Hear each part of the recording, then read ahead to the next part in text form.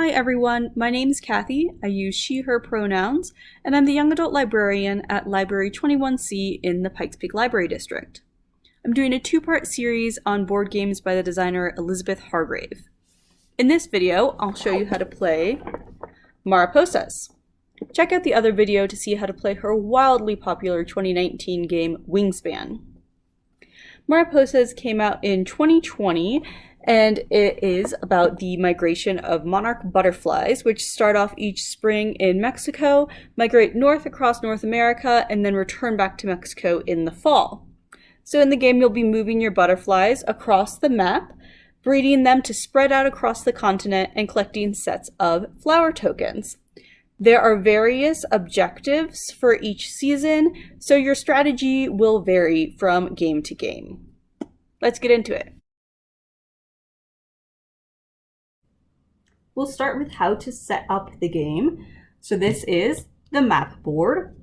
First things first, we'll set out the season goal cards. So there's spaces at the bottom here for spring, summer, and fall. And each season has a separate deck of goal cards. Green for spring, yellow for summer, and orange for fall. So just shuffle each of those separately, and then put the first of each deck on the appropriate space on the board. And you can flip the spring goal face up.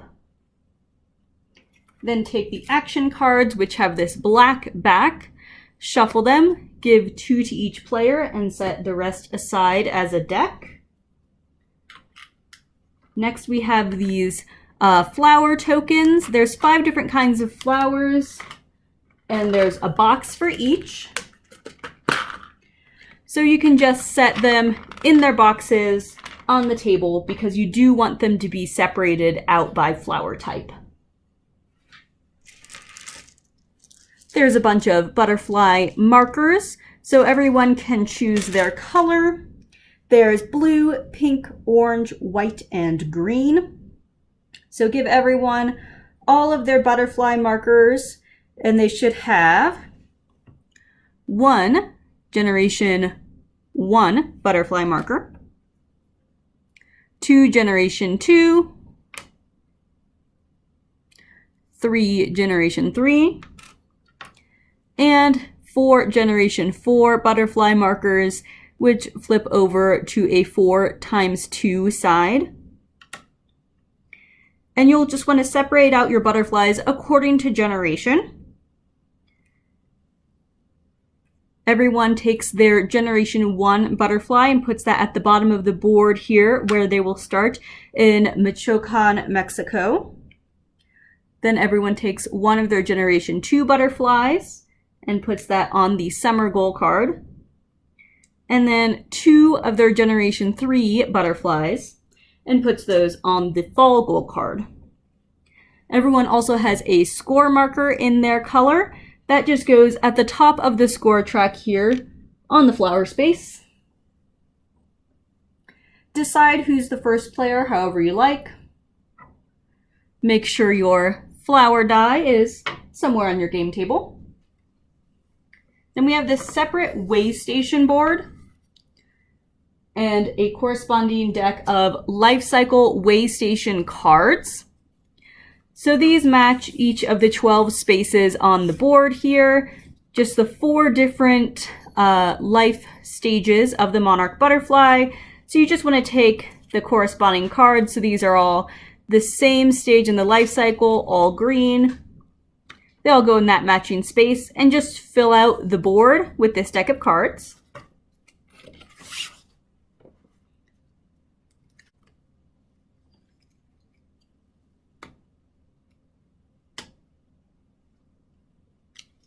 Then you have these life cycle ability tokens.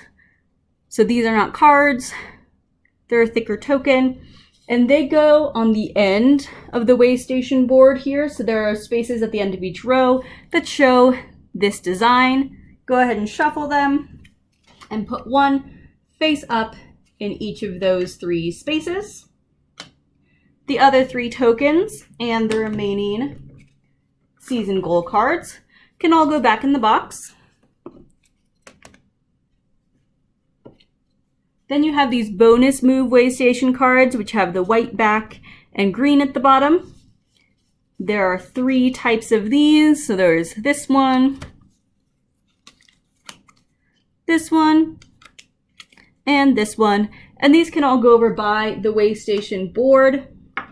They don't correspond to a particular row of the board, so it does not matter how you lay them out over here. And then finally,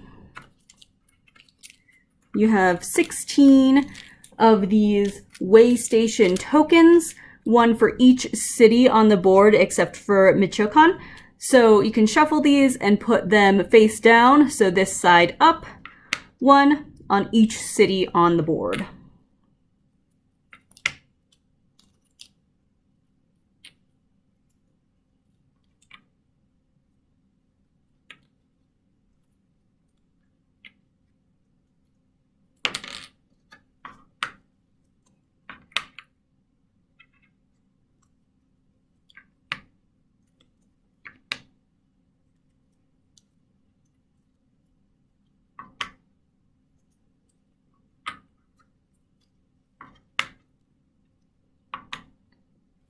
Now you're all set up and ready to play Mariposas. So your turn is pretty straightforward. You have 2 cards in your hand, and you'll choose one to play, which should go face up in front of you on the table. They all have you move a butterfly or more than one butterfly in some way, and I'll go through all of them so you know what all the symbols mean. But move your butterfly or butterflies appropriately according to the card that you played.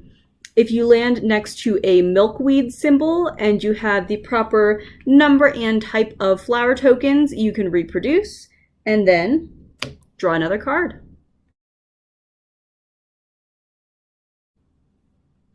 Let's talk about the different action cards. So there are 7 action cards in the deck, obviously multiple copies of each. Most of them show 1 or more butterflies moving and then landing on a space. Each set of arrows can be used for the same or for separate butterflies. So for the first card here, a butterfly moves 2 spaces and lands. And then again, a butterfly moves 2 spaces and lands. And that can either be the same butterfly moving and landing twice, or one butterfly moving 2 spaces and landing, and then a second butterfly moving 2 spaces and landing. So for an example here, I can take my butterfly from Mexico, move 2 spaces, land on this purple flower, and then I collect 1 purple flower token, and then moving another 2 spaces and collecting a white flower token. So you can move to any adjacent space, right? This doesn't dictate which direction you move. This one, as you can probably guess, move 3 butterflies 1 space each, or 1 butterfly 3 spaces, land, collect, land, collect, land, collect, or 2 butterflies, right? One moves a space and collects a flower, and moves a space and collects a flower, and another can move 1 space and collect a flower. Up to you. This one shows a single butterfly moving 5 spaces and then collecting a flower. This one shows 1 butterfly moving a space and collecting, and 1 butterfly moving 3 spaces and collecting. And it's up to you if you'd rather do the 1 and then the 3, or the 3 and then the 1. This one shows a butterfly moving 4 spaces, collecting the token that it lands on, and then collecting a token from an adjacent space. So if I'm starting here, I can move 1, 2, 3, 4 spaces, and I collect a white flower token, and I get to collect either a purple, yellow, pink, or red token. My choice. These 2 look different, but they look very similar to one another. So when you have one of these in your hand, you want to make sure you pay attention to what kind it is. So one of them lets you reuse an action card that you have played, while the other lets you reuse an action card that someone else has played. So this is one of the reasons it's important to play the action cards in front of you on the table so that the action cards that have been played are visible for cards like these. If you ever have two of the same action card in your hand, or if you have two of the reuse action cards, whether it's two of reuse your own, two of reuse someone else's, or one of each of these, you can trade in one or both for replacements if you want to. So if I have two of these and I do not want to do this move, I can put either one or both of those in a discard pile and then draw up new ones. Butterflies can occupy the same space, so if somebody else is on this spot and I want to be there too, no problem. Or if I already have a butterfly there and I want to go there, also not an issue. But you can't collect flowers from the same space twice in a turn, which I think makes sense because if you're thinking about taking the nectar from the flower, nectar takes time to produce. And a butterfly can't collect from the same space where it started. So if I start my turn on this white flower and I play this move to and land, I can move to here, collect a yellow flower token, but then I cannot move back to this white flower token and collect from there again because I started in that space. If you land in a space adjacent to one of these milkweed symbols, you get to hatch on your turn, but you do collect from that space as well as hatching. Now let's talk about hatching butterflies. So there are two criteria to determine whether you can hatch a new butterfly. One, as we've mentioned before, your butterfly has to be in a space adjacent to one of these milkweed icons. Then you have to turn in flower tokens, and how many depends on which generation butterfly you're hatching. So, makes sense, from a first generation butterfly, you can only make a second generation butterfly. From a second, you can only make a third. From a third, you can only make a fourth. From a fourth, you can flip over to the double-sided butterfly side. It shows you here on the board what it costs you to hatch a new butterfly. So if I'm hatching a generation 2 butterfly from a generation 1 butterfly, it will cost me 2 of the same flower token, or if I don't have 2 of the same, any 3. If I'm hatching a 3rd generation butterfly from a 2nd generation, it'll cost me 3 of the same, or any 4. If I'm hatching a 4th generation butterfly from a 3rd, it'll cost me 4 of the same flower token, or any 5. And if I'm hatching a double butterfly from the back of if I'm flipping a 4 over to a double 4, it again costs the same 4 or any 5. The advantage of flipping it over to the double side is at the end of the game, you get points for however many generation 4 butterflies you return back to Michoacan. And this counts as 2, but it doesn't take as many moves to move it back since they're both on the same token. The next generation butterfly hatches in the same space as its parent. So if I'm hatching a butterfly on this space on my turn, since it's adjacent to milkweed, since this is a generation 1 butterfly, I would need to have either 2 of the same token, or if I don't have 2 of the same, any 3. So obviously you want to keep an eye on which spaces you're landing on and to make up your mind about which tokens you want to be collecting for hatching. And then the generation 2 butterfly lands on this space. you always take butterflies from the goal cards before you take them out of the butterflies in front of you. So if this is the first generation 2 butterfly that I'm hatching, I take this generation 2 butterfly that was put on the summer goal card at the start of the game. I put it there, and then if I was turning in 2 matching flower tokens to hatch that butterfly, I put those 2 back in the supply.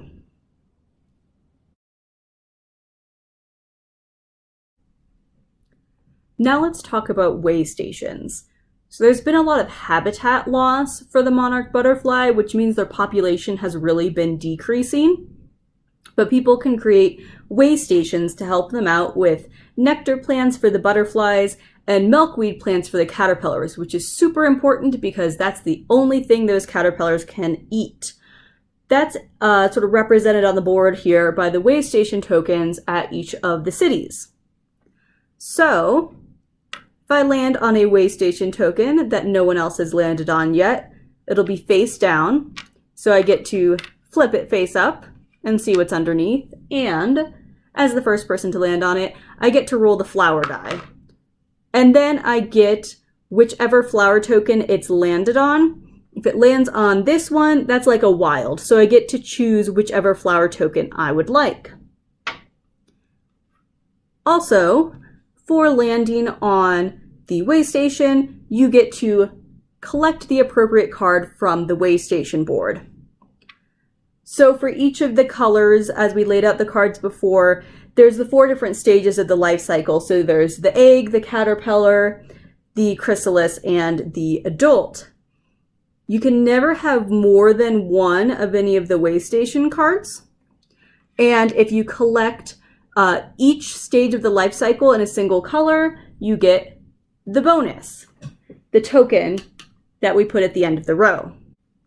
So if I landed here in El Paso, right, I was the first person to get there, so I got to flip it over, roll the flower die, collect whichever flower token indicated on the die, and I get this card. So the red egg,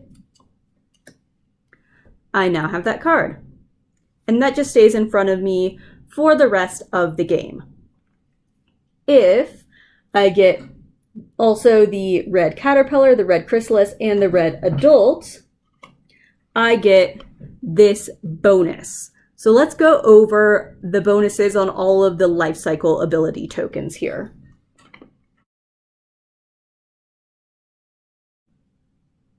Okay, so I've just scooted our waystation board over here while we talk about the life cycle ability tokens. So there's 6 different life cycle ability tokens. Remember at the start of the game, we shuffled them all together and then laid one out at the end of each of these rows. So if I have this one here, if I collect this full set of all 4 different green cards, I get this bonus. So for this one, you get 1 point at the end of the game. And then for each butterfly that you hatch for the rest of the game, you get 1 bonus point immediately. For this one, you get a bonus point at the end of the game and 1 of each flower token immediately.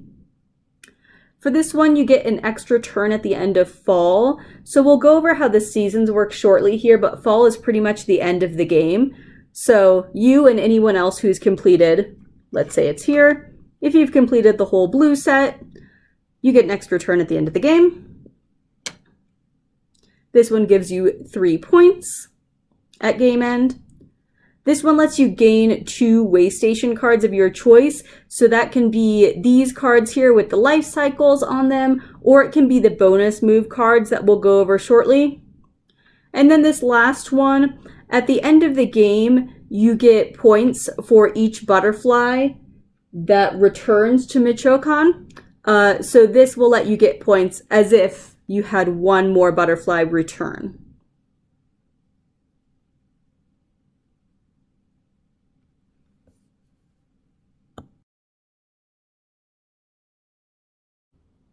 Now let's talk about the Waystation bonus move cards. So I've flipped over all the Waystation tokens on the board here. the majority of them, right, are the tokens that correspond to the Lifecycle cards. One of them is a wild flower token. So if you land on that Waystation, you can collect one flower token of your choice. And then 3 of them are the Waystation tokens corresponding to the bonus move cards. So if I land on this space, I get to collect this card. So let me put them with their corresponding cards here. So these cards you can keep as long as you want. You can keep them across seasons if you want. If I pick that up in spring and I don't want to use it until fall, that's fine. They count as bonus cards in your hand. So I would still have my 2 regular action cards, as well as any of these that I've collected and haven't played yet. They can't be copied by those action cards that let you copy something else on the table. And in case you forget, you can tell the difference because a regular action card has orange on the bottom. The bonus move cards have green on the bottom. And we'll get to seasons next here, but at the end of each season, one of the things that you do is discard all of the cards that you have played in that season, except for these. These will stay on the table because I think I mentioned before, all of the Waystation cards, whether it's the Lifecycle cards or these bonus move cards, you can only get once per game. So you want to make sure that after you've played one of these, you keep it on the table so you don't pick up the same one again. This one's pretty straightforward. Move 1 butterfly 2 spaces, move another butterfly 3 spaces. You would play this instead of your regular action card for a turn. These 2, however, are a little different. So you would play these along with another card for your turn. If I play this card for my turn, along with this, that adds 1 extra move 1 space and land. So for my turn, I would move a butterfly 2 spaces and land, move a butterfly 2 spaces and land, move a butterfly 1 space and land. This one doesn't work exactly the same. So this one has the hex here showing that you land at the end of the move. This one does not. So this adds 2 onto a move. It doesn't add another move. So if I play these 2 together, I move a butterfly 2 spaces and I move a butterfly 4 spaces. I land twice, not 3 times. With these 2 together, I do land 3 times. All right, we're getting close to the end here. Let's talk about seasons. So migration patterns are affected by the conditions, which can be different from one year to the next, right? How much the wind is blowing a particular year, what the temperature is like, the way the land is being used can be different from one year to the next. So the goal cards are sort of meant to reflect these differences. Each season lasts a different number of turns, which is written here on the board. So spring lasts 4 turns, summer 5, and fall 6. Another reason that you always play your action cards face up in front of you, so it's easy to see when everyone has had 4 turns because they will have played 4 action cards. The next season goal card will be revealed when all the butterflies on it have been hatched. So everyone put one of their Generation 2 butterflies on the summer card at the start of the game. So when all of those Generation 2 butterflies have been hatched, we get to flip it over and see what the goals will be for summer. This has no effect on the current season. So if everyone manages to hatch a Generation 2 butterfly in the second turn of spring, this makes no difference on the 2 turns remaining in spring. Just gives you a little bit of heads up on what you're aiming for once you get to summer. So when we get to the end of spring, after everyone has had 4 turns, the first thing that we do is discard all the cards that have been played, except, remember, if you've gotten and played any of those bonus move Waystation cards with the green at the bottom, those stay for the whole game. If at any point someone needs to draw a card and the deck is empty, you'll shuffle that discard pile. We give points for the season goals, and after this I'll go over all the different types of goals there are. You'll determine who the first player will be in summer, and that is whoever has the fewest points after you've gotten all the points for the spring goals. And if players are tied for the fewest points, then whoever has the fewest points and is closest clockwise from the first player for spring will be the first player in summer. If anyone has Generation 2 butterflies that they have not hatched, that are not on the map board yet, they get to hatch one for free, which it shows here, hatch one Generation 2 butterfly. And so it doesn't cost any flower tokens, and your Generation 1 butterfly does not have to be adjacent to milkweed for this hatch action. So if I haven't, let's say my Generation 1 is here. If I haven't hatched my second Generation 2 butterfly yet, it's still over here in front of me. I can just plop that guy down on top of my Generation 1 butterfly without having to turn in flower tokens, and it doesn't matter that there's no milkweed adjacent. Then we remove all the Generation 1 butterflies from the board. They do not live very long lives.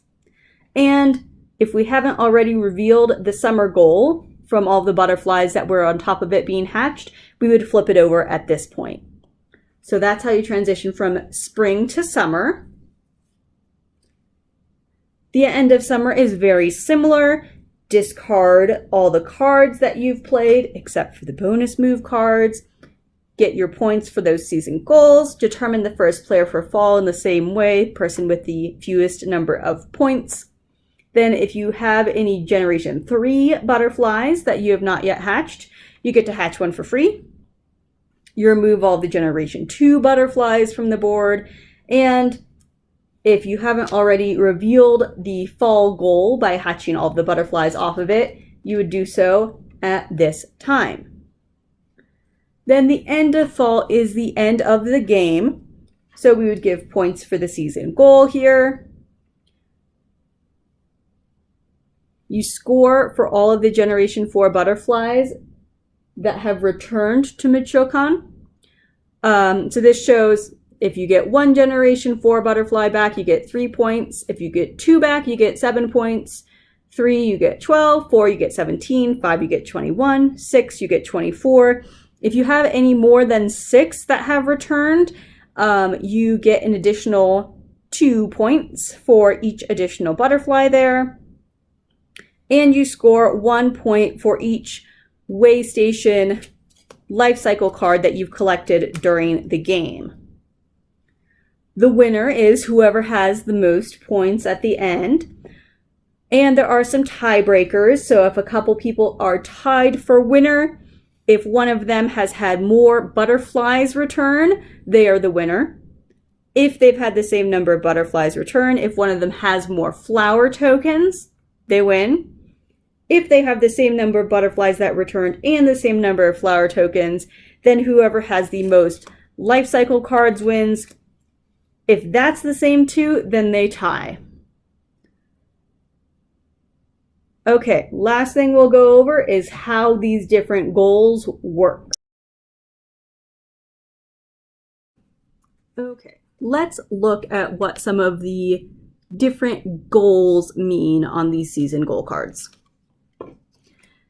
And these are just examples. A lot of them follow the same sort of pattern.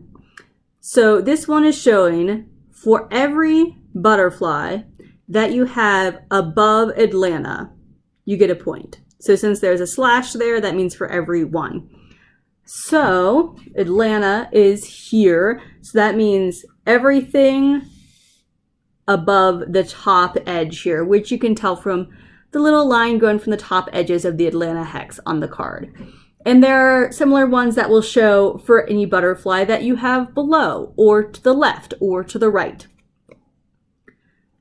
And the second part shows you get 1 point for every butterfly on a red space. And that's showing the color of the background, not the color of the flower. This one shows that you have to have at least 2 butterflies on the board, and none of those butterflies can be below Atlanta. That gets you 4 points. This one shows that if you have a butterfly on one of the yellow spaces, on one of the orange spaces in either group of orange, and on one of the green spaces, you get 4 points. This is sort of a combination of 2 of the kinds of goals we just saw, right? It's showing you need to have a butterfly on a red space, a yellow space, an orange space, and a green space. All 4 of those spaces have to be above Lawrence, and then if you do that, you get 6 points. This one is showing that if you have at least 1 of every flower token, you get 3 points. But since there's no slash, that means that it's just a one-off thing. So if you have 2 of each flower token, that does not matter. You still only get 3 points for that part of the goal. And then this is showing anytime it has an exclamation point on it, it means you score that immediately. So this is a summer card. So if this was your goal card for summer, if at any point during summer you hatched a butterfly and it was in a space to the right of Houston and to the left of Atlanta, let's see here. So here's Houston. So if we draw a line straight up here, anything to the right of Houston and to the left of Atlanta, just in this middle tiny section of the board, you would get 2 points immediately upon hatching that butterfly.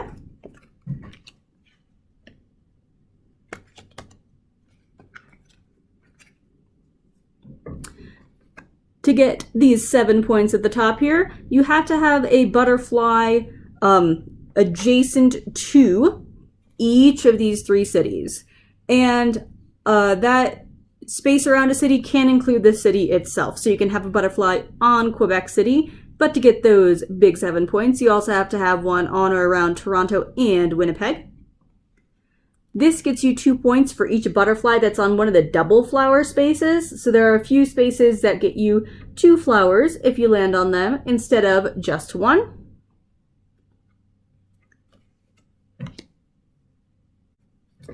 This is similar to some goals we've seen before. So this shows that you get 2 points for every butterfly on an orange space left of Chicago. And this shows you get 2 points for every butterfly on the East Coast. So that's from this bottom blue double flower space all along up to this green double flower space.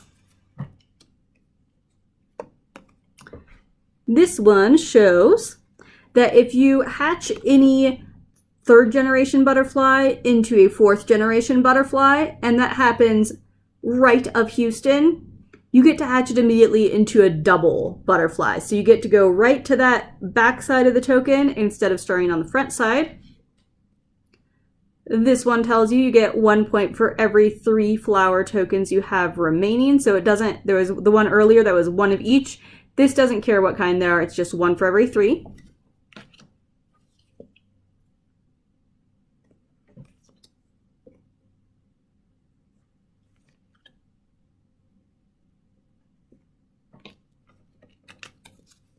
And that's basically all of them. There's obviously a lot of different goal cards here, a variety for each season, right? But all of the goals are going to be some sort of variation of those goal types that I just went over. So that's how you play Mariposas. If it seemed like a lot, just remember all you're doing on your turn is playing one of 2 cards, moving a butterfly, maybe hatching a new one, drawing a new card. And on the back of the rule book, it has a nice summary of here's what you're doing on your turn, here's how you end each of the seasons, and if you need to remember some more details on how to move, how Waystations work, it tells you which page each of those things is on. If you're interested in playing either Wingspan or Mariposas after learning how to play them in today's video, I have excellent news. The Pikes Peak Library District has a few circulating board game collections. So Library 21C, The Shine Mountain Library and the Penrose Library all have circulating board game collections. You can check out 2 games at a time for a week, and all 3 of those locations have both of these games in their collections. So I hope you give one or both of these Elizabeth Hargrave games a try, and thank you for watching.